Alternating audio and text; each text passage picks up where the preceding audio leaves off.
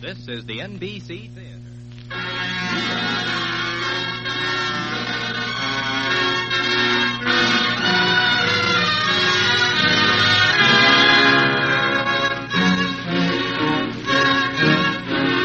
From the NBC Theater in Hollywood, we bring you an hour-length drama adapted from Elizabeth Bowen's exciting novel, The House in Paris. And at intermission, it will be our special pleasure to present a commentary on this work by Elizabeth Bowen herself, a commentary which she recorded for the NBC Theater on her recent visit to this country. Here now, The House in Paris, as adapted for radio by Richard E. Davis of NBC.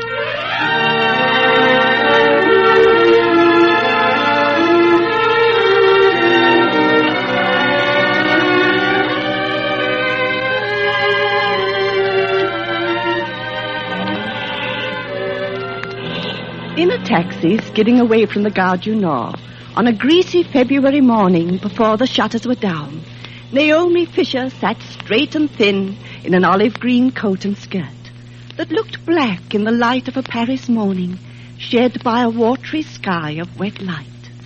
Miss Fisher, Miss because her father had been English, was a French woman with all the animation gone. But this morning she was curiously emotional.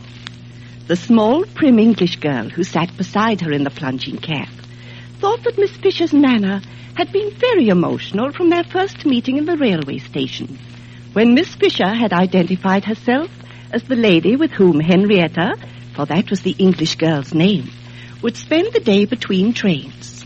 The boat train that had brought Henrietta from London, and the train for the south that would carry Henrietta to her grandmother, who was wintering in Mentone. Miss Fisher's black furs gave out a camphory smell that made Henrietta nervous, and she hugged even closer her toy plush monkey and fingered its stitched felt paws. You must be fond of your monkey, Henrietta. You play with him, I expect? Not nowadays much. I just always seem to take him about, you know. Oh, for company then, I suppose? Yes, I like to think he enjoys things. His name is Charles. Well, I hope he enjoys his stay at our house. I'm sure he will. He has a very even disposition. Who lives in your house, Miss Fisher? My mother and myself. Just two people in the whole house? Oh, it is only a tiny house. Although many years ago there were many more people. Well-to-do English girls from the very best families stayed with my mother while they studied in Paris. Oh, but that is no more, since my mother is so very ill. I'm sorry to hear that. Has Mme Fisher been ill long? It has been 10 years that my mother has been in bed. She is constantly ill, but wonderfully full of spirit. She is fond of visitors, Henrietta, and wants to see you and Leopold. My monkey's name is Charles. Oh, no. You see, Leopold is a little boy. A little boy where? Today he is at our house, as you are coming to our house while you wait for the train to Mentone. So Leopold came last night from Spezia on the Italian coast to meet someone at our house. Is Leopold Italian? I speak a little French, but I don't speak Italian at all. No, he is not Italian. Leopold's mother was English.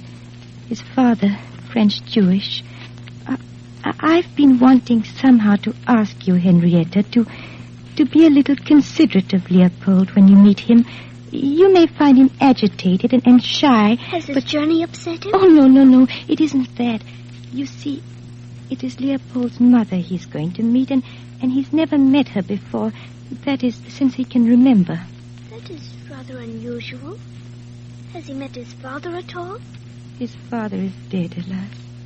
Then with whom does he live in Spezia? Oh, a very kind American family who have adopted him. All these circumstances which seem so strange to you, Henrietta, are also very sad. I've only told you this much in order that you may not ask more. Do you understand? In my own way, I think I do. Well, I beg of you, do not ask questions of Leopold. There's so much about him that he does not know. I never ask people questions, especially boys. Is he congenial? Oh, yes. You would take him for perhaps French or Jewish. Well, it would have been better if he had been a girl, as long as we have to spend the day together. Only this morning. His mother is coming this afternoon. But when you meet him, you will like him. When will that be? Well, you will meet him as soon as you've had a little breakfast and then a nap. Oh, I wouldn't want to go to bed and sleep away any of my first day in Paris. I will arrange for you to rest yourself like a real French lady on the sofa in the salon.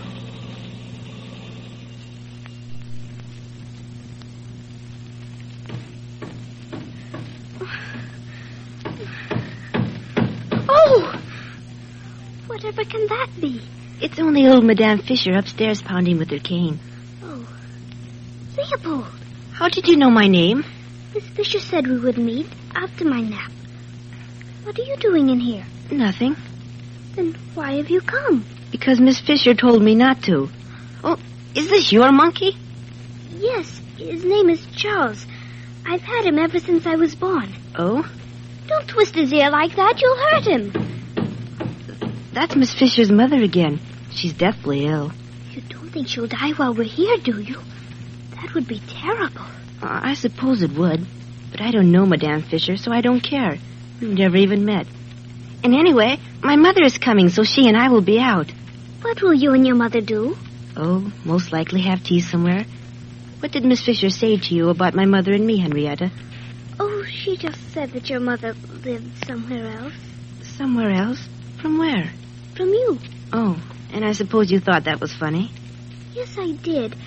I did think it was funny, rather. And if you told it to other people, would they think it was funny? But I promised not to tell anybody. I don't see why. It's no secret about me. Oh? Miss Fisher let me feel there was. Did she ask you not to ask me things? She told me not to answer whatever you said. She hopes I won't say anything. Then ought you to? I don't have to be obedient to Miss Fisher. It's not my fault if you're here while I talk. I think I hear Miss Fisher coming. Then let her come. I'm not afraid of Miss Fisher.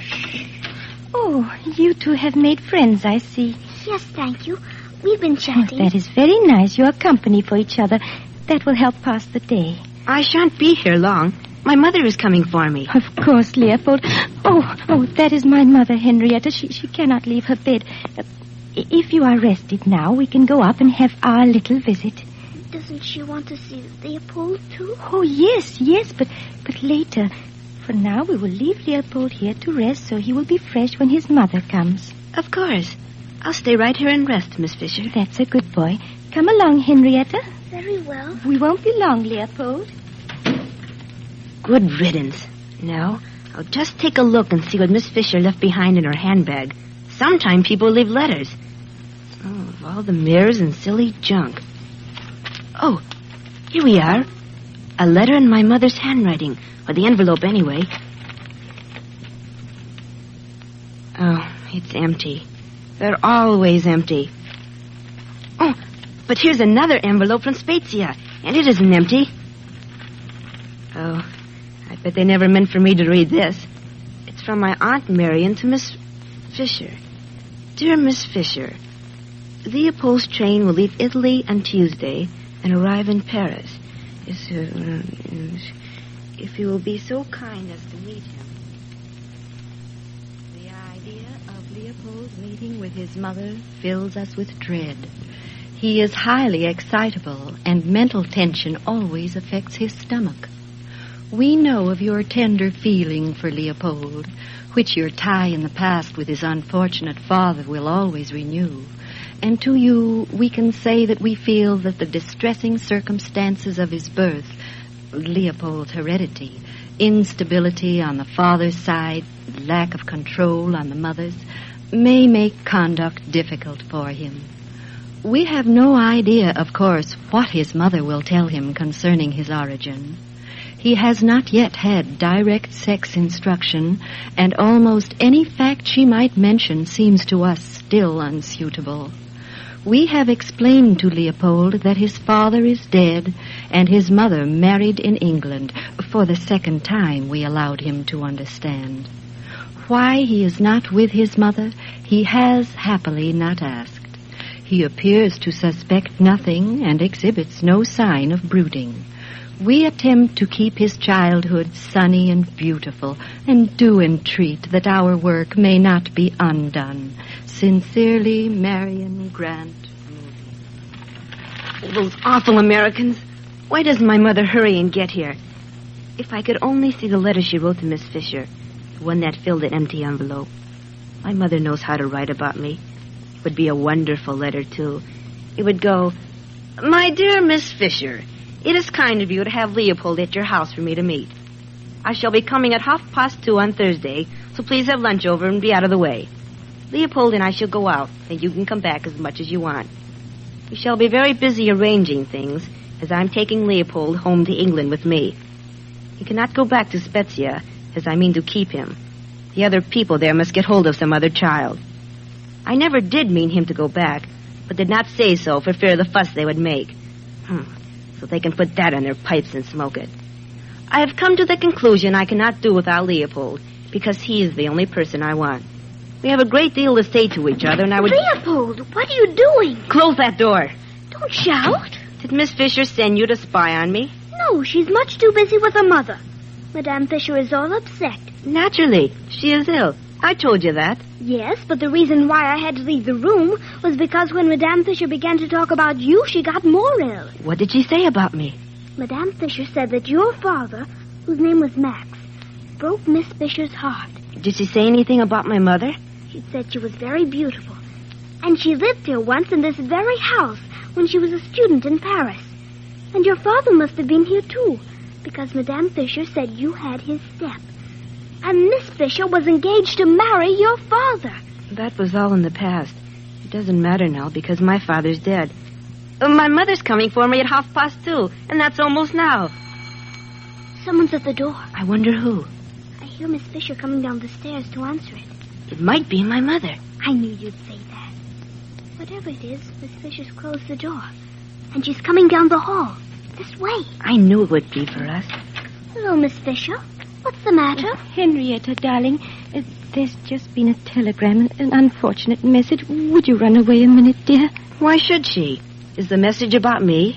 Yes, I'm afraid it is, Leopold. Then let Henrietta stay. There are too many secrets about me. Very well. Then you may stay, Henrietta. Whatever you wish, my poor Leopold. I am not your Leopold. I belong to my mother. You must try not to excite yourself, Leopold, and try to be good and understand. There has been a change in the plans. What change? Your mother is not coming, Leopold. She cannot come today. Is she coming tomorrow? She did not say. Did she ever? Only that she cannot come. Why? Why can't my mother come for me? Why has she never come for me? I came for her. Why didn't she come for me? Never. Why? Why? It has been observed that meetings that do not come off stay as they were projected. So the mother who didn't come to meet Leopold that afternoon remained his creature, able to speak the truth. He wanted to ask his mother, "Why am I? What made me be?" In the course of that meeting, whose scene remained inside Leopold, she would have told him what she had done without looking for motives. These he could supply, for he would understand. And when he asked, "Why am I? What made me be?"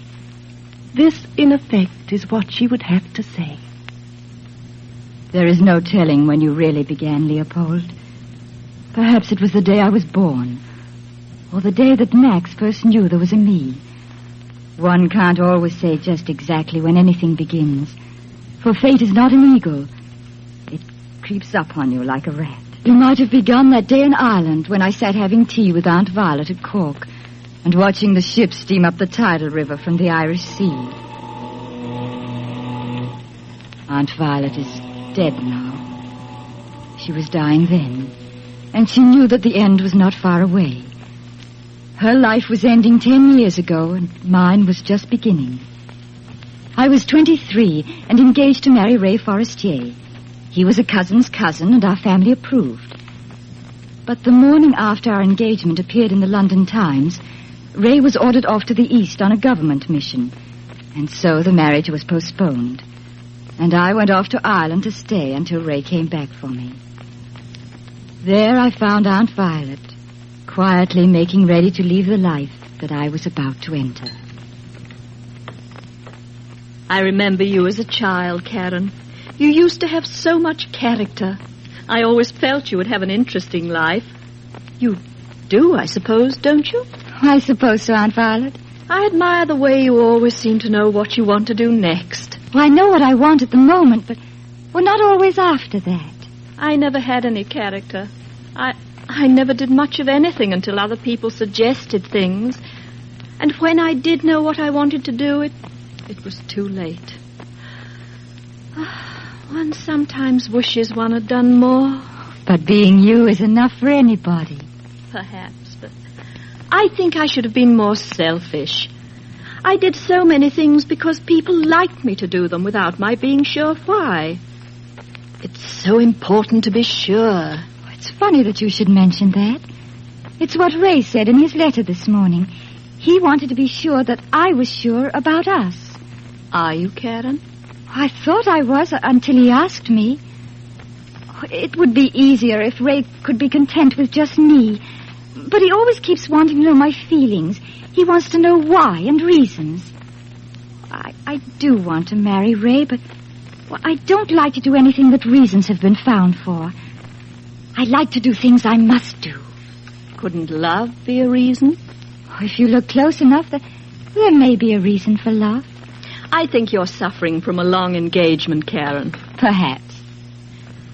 Was there anything else in the mail? Just a letter from Paris. Mme Fisher wants me to come back to London and meet her there. She's engaged to be married. Mme Fisher's daughter? Oh, she was so plain. Naomi has come into some money from an aunt. Well, the French gentlemen have always had a great respect for a dowry. Do you know the young man? His name is Max Ebhardt. When I lived there, he came often to see Mme Fisher. You may remember him. I can't recall. He wasn't Mme Fisher's age, but he was entirely her friend. We used to ignore Naomi. He's not the sort of person you'd care for at all. I cannot think what he wants Naomi for. Perhaps it is the money, then. Will you go back to London and meet them, Karen? Naomi has always been so kind to me. I should see them before the wedding. Is Mme Fisher with her in London? Oh, no, Max came instead. They're there to settle the inheritance. Then why don't you go to London, Karen? Not that I want you to leave, but you're getting too restless, perhaps, and, well, the trip might be just what you need.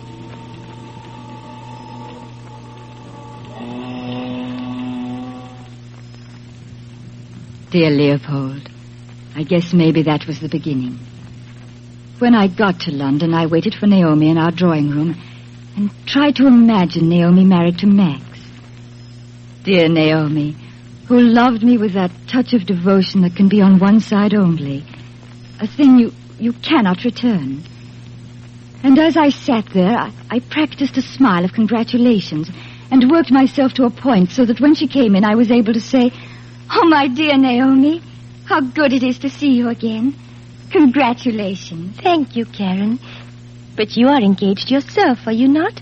You are happy, too. Oh, yes, of course. Ray and I are almost blissful. Except, of course, they sent him away. I know. How long will he be gone? Oh, a year, most certainly.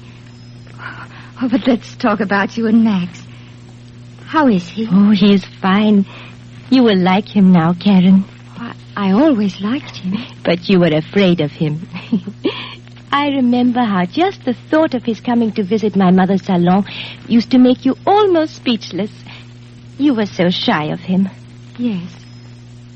Oh, but that's the past, isn't it? Does he love you very much, Naomi? Yes. Naturally, I have asked myself many times, am I stealing him?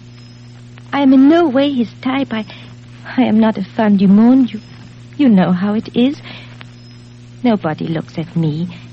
How often have I said, Max, what can I do for you? There seems to be nothing. But he says yes, that there is, and wishes me to believe him.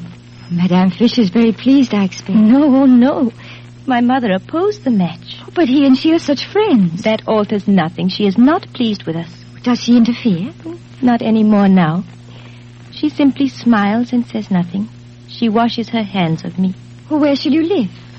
Where I am. I cannot leave my mother, and Max would not wish me to. And there is the house. We cannot just go away. No, I see.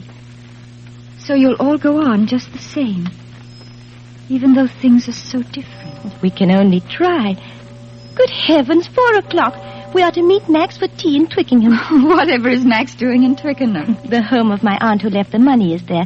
Max has been there all day attending to details of the estate. There is a beautiful garden just now in bloom with spring flowers. I promised Max I would make a little tea for the 3 of us. You will come, won't you? Max made me promise to bring you. Oh, yes, of course. Oh, we can drive out in my car. I'm so glad. We are all such old acquaintances.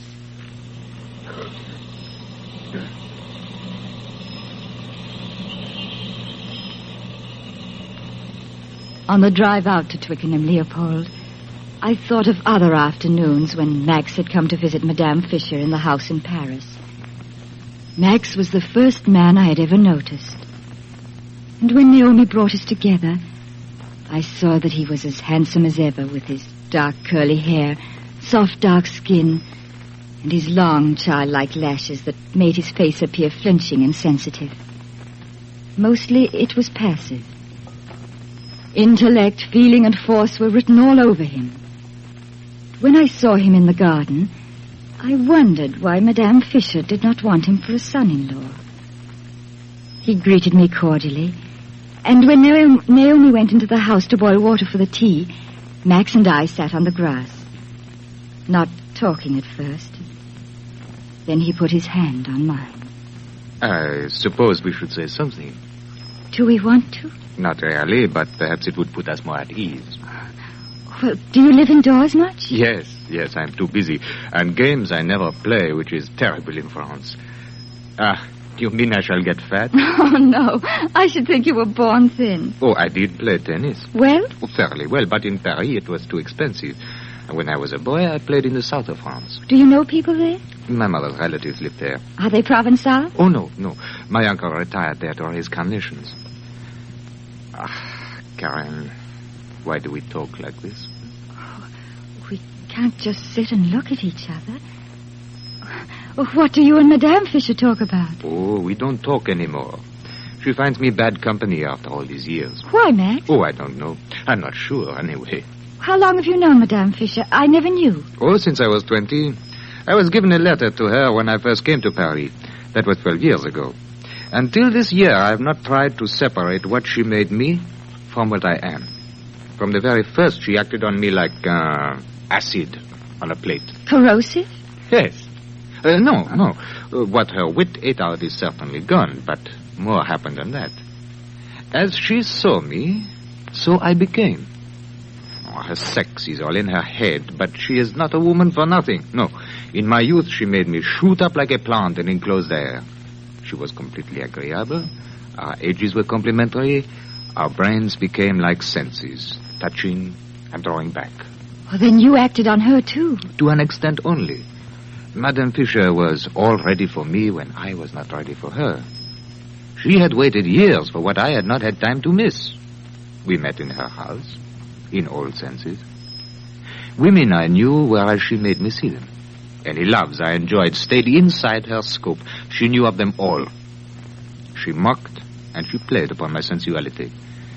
She always had time to see me, and she did not turn upon me however angry she was. Until now. And she is angry about you and Naomi. She does not say so.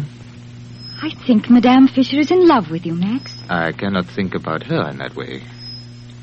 Do you think about me? I don't know. I knew you first as someone to leave alone. One of Mme Fisher's young girls that I might bow to but not meet. That rule of the house stood all these years. Only now we have broken it. And already we have spoken too much.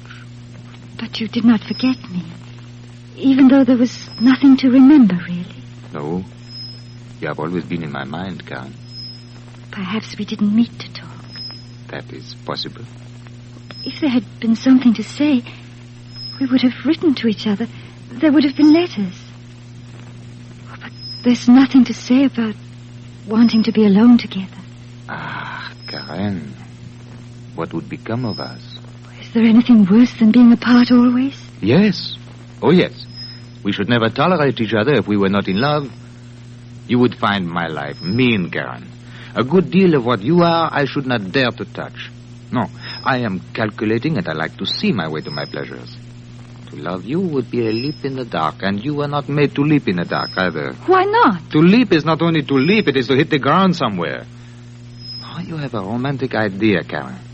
But we would be wretched married. You would rather marry Naomi? Yes.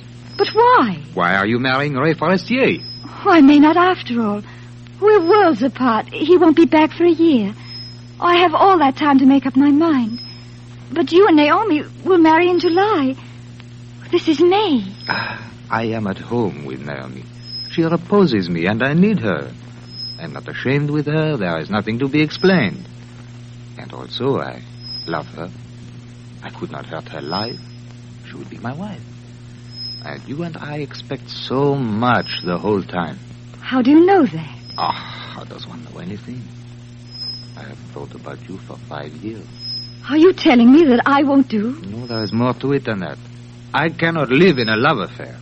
I am not English. You know I have no humor to cushion myself with. I am nervous the whole time. I could not endure being always conscious of anyone. Now, Naomi is like furniture or the dark. I do not want adventure, Karen. And you are not capable of it. Now, please don't weep. You would kill me. But you don't know what you want. Why else am I here? Why did I come from Ireland? But we cannot be alone together in London. And I cannot stay in England another night because I must be to work by Monday by 8:30. Then we'll never be together. I cannot see how. But if you love me... I love you, but I must think. Oh, quickly. Naomi's coming with the water for the tea. Look, Karen, will you come next Saturday to Folkestone on the Channel? Oh, no, I don't like Folkestone. I've been there. It's an awful place. But Hythe is nearby. Then will you meet me there? Oh, if you want me to, Max. I will come from France on the morning boat. I'll look for you. I am supposing that you know what you are doing.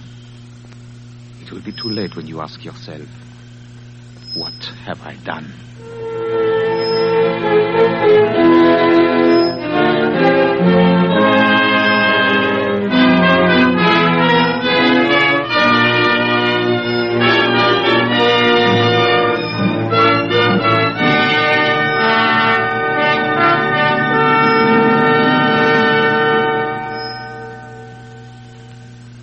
From Hollywood, the NBC Theater is bringing you a dramatization of The House in Paris by Elizabeth Bowen. Our radio version of The House in Paris will continue from Hollywood after a brief pause for station identification.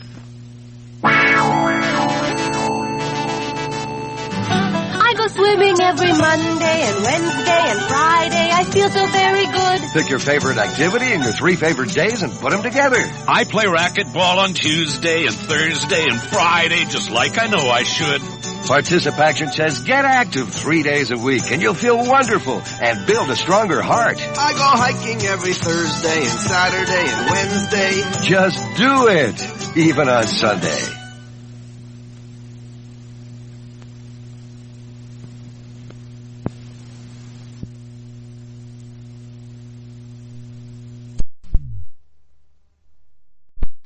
Elizabeth Bowen.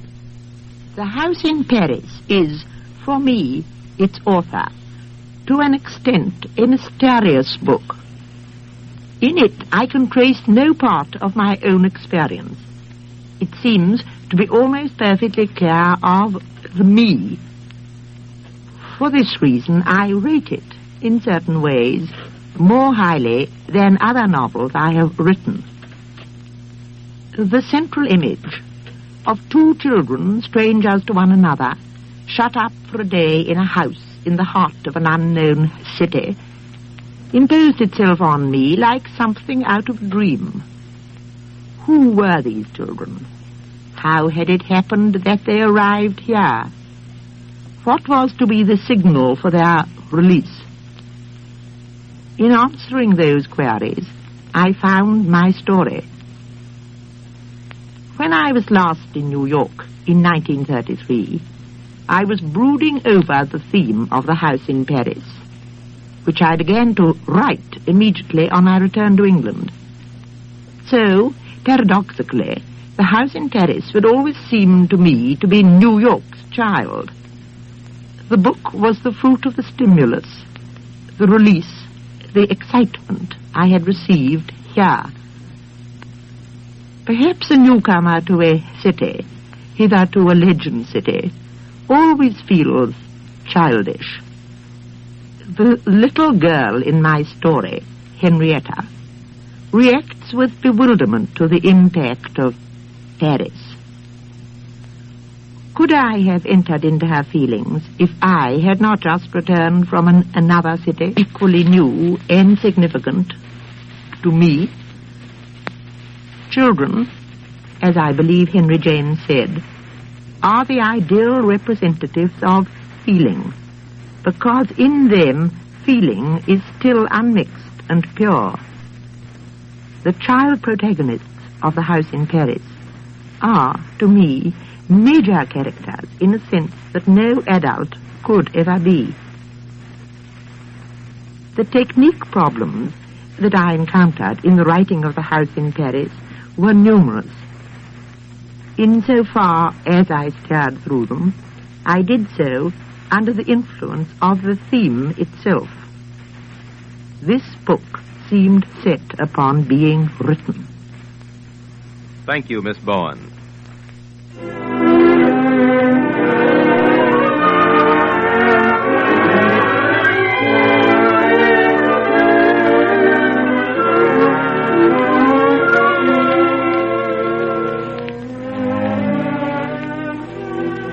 In Hythe it rained the whole weekend, and the sea air was washed unsalt by the rain.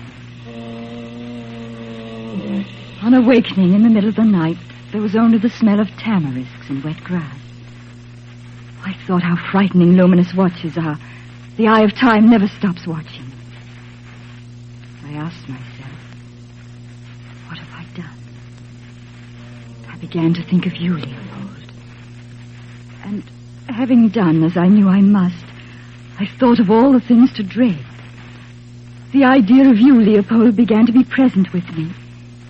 And having done what I had done would no longer be something that was completed and already part of the past, if there were to be you, Leopold. I should always see the hour of you. Like a wire, you would run through the past and keep it from falling apart and disappearing. You would be my enemy. Disaster.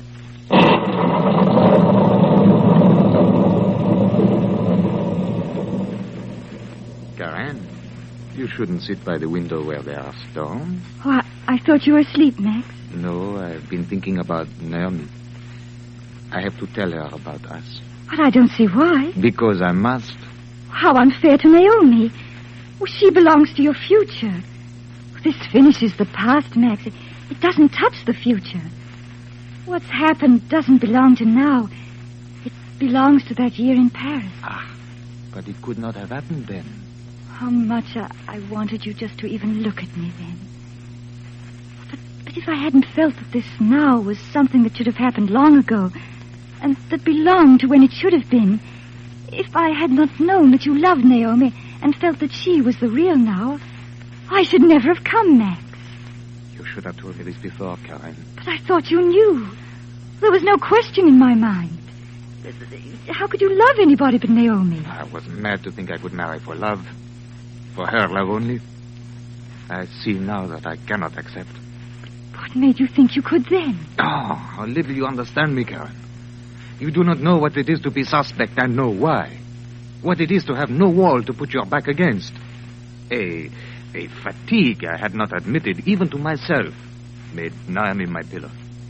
And I victimized her. No, Max. Yes. One afternoon, her mother left us alone, and Naomi dropped her scissors. Seeing how gently she picked them up, I remembered that she was a woman. I said something, and she started and pricked her finger. I saw from the pitying way she sucked the bead of blood from her finger how much she pitied me. And I saw at the same time that hers was the only pity I did not resent. I was overcome with the idea that here was someone who could make for me an unattackable safe place. I asked her to marry me. You have not regretted it? Not then. The force of the moment lasted. It twisted my senses until I found her bountiful because she was thin and beautiful in being ugly. Must you say that? Desire for what she gave seemed to be desire of her. All my life I have been alone.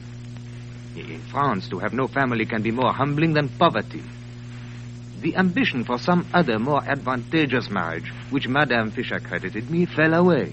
And all this was smashed by your meeting me in London? Yes. But you are not to blame. Mme Fisher encouraged me to go to London. She did not say so, but she knew of all the unspoken things that had gone between you and me in her house when you were there. And Naomi, did she know? Oh, she was not unaware. She wanted to be sure of me. That is why she wanted me to come to London. Naomi wanted to see us together before the marriage so that she could be sure. Is she sure? No. Since we returned from London, she has seen, though God knows how, that I love you. And she still wants to marry you? Yes.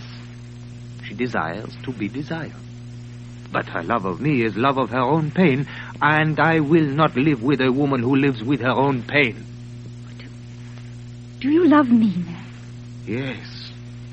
Even though we have been two people darting across the sea to each other without having had time yet to be much of anything else? With no time to feel anything but compulsion? I love you, Karen. There is no doubt. But if I had known that you loved me, I would not have dared to come here. But now that you have, now that you know, would you marry me? Oh, you said in London that was impossible. After that, I never let myself think about it. But it is all quite different now, Karen. Are you sure that this hasn't spoiled me? Not if you love me. Oh, I'm beginning to, Max. For the first time, I'm beginning really to love you.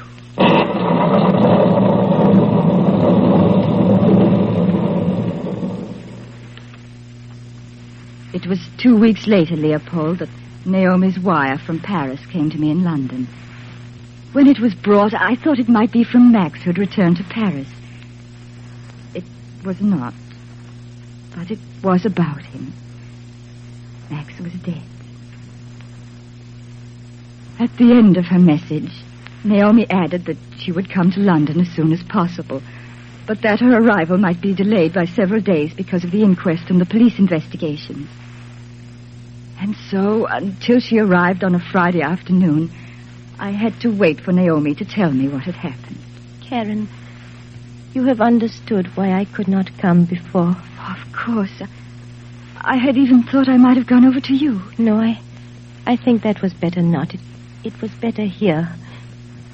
How much do you know about how it took place? I found the account and some papers. Then there was your letter. That's all I know. Do you want to know it all? As much as you care to tell. Then I will tell you. Max wrote telling me that he no longer loved me. I would not see him, and so he begged my mother to plead with me. And because he was beside himself, I agreed, and he came. We spoke of you and our love for you.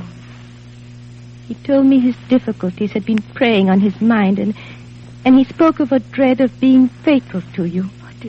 Did he tell you everything that there was to tell, Naomi? Yes. I mean about how He told me everything. He said, what Karen and I are is outside life. We shall fail. We cannot live what we are. I said, I believe love to make any life possible. She does not know me, he said. He could not have been himself. I'm sure he was not. My mother then came into the room and suggested that a long interview might upset me, and she asked me to leave. Max looked at me like someone peering out through the bars of a death cell. My mother turned and said, so, Max, with Karen you have already secured your position.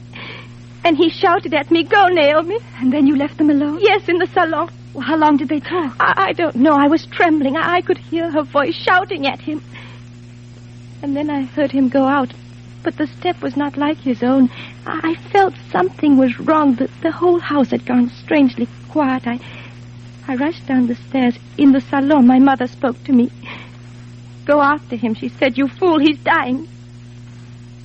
Then I saw the blood splashed on the parquet where he had stood and in a trail to the door. I saw his penknife with the long blade open, fallen between where he had stood and my mother sat. My mother said, "Naomi, he has cut his wrist to hurt me." I ran from her into the street, but there was no trace of blood there. He must have held his wrist and crossed into the alley where he fell down. And as no trace led us there, when we discovered him, it was too late. Which was what he wished. Your mother let him kill himself? He did it so quietly as they talked, she was not aware of what he had done. He's nervously fondling his penknife, and it was not until after it had happened did she notice that he had turned away and severed the artery in his wrist. But what right had she to reproach him? She said she did not. It was her commendation he could not bear. Whatever she said must have turned me to dust for him. You were out of her power, Naomi. He'd given you up. They have killed him to see his love for me in her hands. I told Max once that she loved him. Her age can only have made that more terrible for her. And made her more relentless. She saw him love you. And then me. She had only her own power. Oh, but I was wrong about her loving Max. Or at least there was more to it than that. It was her power she loved. Oh, and that time it overreached itself. Have I told you too much? I cannot tell where to stop and spare people's feelings. Oh, forgive me. You see, I'm going to have Max's child. Oh, I'm so sorry for you. Oh, but why? I want him to be born. Now his birth is what I want most. Why should Max leave nothing? Have you thought how he would live? We could live together someplace, I suppose. Somewhere where no one knew us. Oh, but that would be exile. And if he's like Max and me, he would hate that. Hate exile, hate being nowhere. Hate being unexplained, hate having no place of his own. Oh, he'd hate me too. Because of all that. Oh, he'd be better without me. In any place he could believe was his. Where would this be? Oh, Naomi. With you. That is impossible because of my mother. Oh, must you live with your mother always? She doesn't love you. If she doesn't love me more, that is because she needs me. She does not care to need anyone as much as she needs me. And she and your child must not live in the same house. You must know, Miss Fisher. Tell me why my mother isn't coming for me. Whatever caused your mother to change her mind must have been unforeseen. You know, even grown-up people cannot always do what they want most.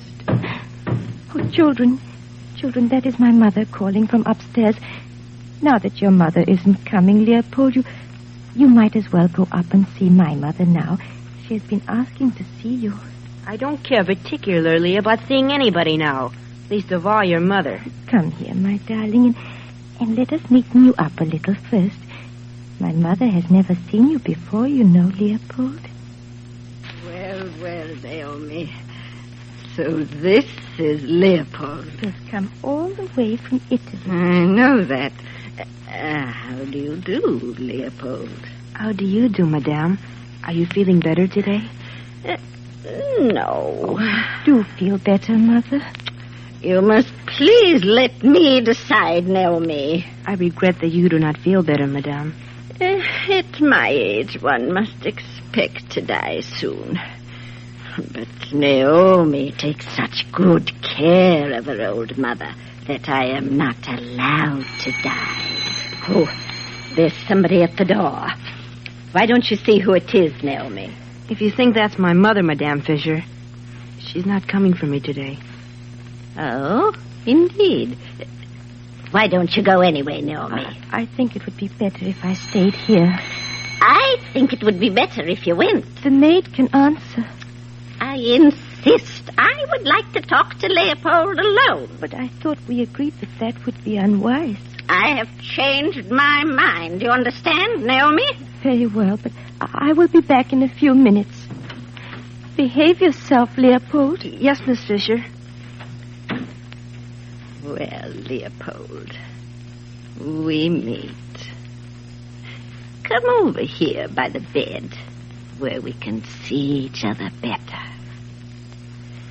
This day has been hard for you, I suppose. Your mother not coming. We will meet some other time. We must not, of course, judge your mother. She always had courage, but could not always command what courage she had. People change their minds. Can I ask you questions? If you wish. But you must not embarrass me. It's not easy for me to talk to you naturally, for fear of perhaps inadvertently telling you something you do not know, and they mean you never to know. Who are they? Your good friends with whom you live in Italy, and my daughter, and your mother. Those people in Italy, do they know anything about me? That is the point. They cannot wish you to learn in this house more than they know themselves. You mean people who knew me must not know that I was born, and people who knew that I was born must not know me? Exactly. Then no one except you here, and of course my mother, knows that I was born, do they? And your mother's husband, so I'm told, Mr. Forestier. Is my mother Mrs. Forestier? Mrs. Ray Forestier. Has my mother been Mrs. Ray Forestier long? 8 years. They were married the year after you were born. Forestier may have encouraged your mother to see you. He has a romantic mind which I will never understand. Did you know my father, Madame Fisher? Fairly well. You do not know anything of him? I know one must have a father to have been born. The Americans in Italy said he was dead, though. That is true, I suppose. Perfectly. Then he must have known I was born. Never. He was at the time he died still more ignorant of you than it is generally wished you should be of him. Why did no one tell him about me? Because he was dead. Oh, what a shame you are still a child. I will never live to enjoy you as I'd like. It's a pity. Why? I'm dying too early. It's more a pity for me that I'm still a child, if I must go back to Italy now. You must not allow yourself to mind that. But I don't want to go back to Italy. Every Saturday, they weigh me like something to eat. Have they bought me, or what? Why should I have to kiss them? And I wish every time I have to do that their faces would fall off. The outside of onions. Why was I given to them? It was Naomi's suggestion. So my mother let Naomi sell me to the Americans? Your mother was very ill. She could not be consulted. But didn't my mother care when this thing was done to me? Your mother was a long time in getting well. It is possible that the death of Mr. Forestier's child may have closed her heart against you. Someone's at the door. Well, open it. If it's Naomi, tell her to go away. It's Henrietta. How do you do, Madame Fisher? I have a message for Leopold. He is to come downstairs at once. Is that all? Tell my daughter that Leopold and I are having a conversation. She said that if you said that, I should tell you that there is a visitor for Leopold. Is it my mother? A man. American? English, I do believe. We weren't introduced.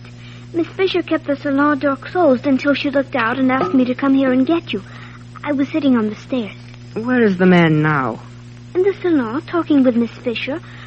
I don't know what they were talking about because they kept the door closed. I'm sure you know what you're doing, Ray, but don't you think you're forcing Karen's hand? In what respect, Naomi? By coming here alone, after she changed her mind about seeing Leopold. I don't believe she changed her mind. That's why I don't believe I'm changing it for her at all. She's been waiting to see Leopold for years. Then why isn't she here now? Oh, I think it was just too much for her. She wasn't quite up to it. So I've come. But what did she say when you told her that you were coming to take Leopold and bring him back to her? I didn't tell her. But she must have known when I left the hotel that I was going out to fetch him. But if Karen was too upset to come here herself and just visit with him, how will she feel when you come back bringing Leopold with you? I have it. Hello? Naomi? Karen, where are you? In the Hotel Versailles. I'm sorry I couldn't come, Naomi. You got my message? Yes. I do hope you understand. My not explaining why I haven't come, that is. But I will. I'll write to you. Ray isn't there, is he? Yes, Karen, he is. Well, put Ray on, will you? He's right here. Just a moment. It's Karen, for you, Ray. I was afraid of this. Naomi, can you get Leopold's clothes ready? Of course, right away. I'll get them now. Hello, Karen. Ray? Ray, I just heard what you said to Naomi. Oh, surely you don't mean you're bringing him. If he wants to come, he may not want to. But if he does? Then I'll bring him. Must you really do this thing? You talk as if I were doing something to you. He's only a little boy. He's more than that. He's the enemy. Our own child would have lived if you'd wanted him. But you wanted your own ideas more. All you wanted was Leopold. Why must you feed your complicated emotion on what happened to me? Why can't you be a plain man? Was Max a plain man? I have no memory. You remember everything. I only remember you're coming back, Karen. No, what you remember is taking me back. Kissing me with that unborn child still with me. That was part of your complicated emotion. Well, what do you want me to do? Hate the child? No, I still want to be with you. Alone and not remembering. That's why you must not bring Leopold here. We can never be alone, Karen, as long as there is a Leopold anywhere and you keep dreading him. If he were with us, he'd be simply a child, either in or out of the room. While he's someplace else, he's everywhere and always between us. Let me worry about that. It isn't right for you to want him as much as you do. But I love you, Karen. Would you want Leopold more if I wanted him less? Is that it? No, I don't know. Why haven't you forgiven me? But I have. What have I said? You said nothing. That's just it. Forgiveness should be an act. With you, it's some kind of state. You forgive me for wanting Max, while there's my not wanting Leopold not to forgive me for. Oh, but if I gave in to wanting Leopold, you would bring Max back and refuse to forgive me for him. Oh, Ray, you don't want to forgive. Karen.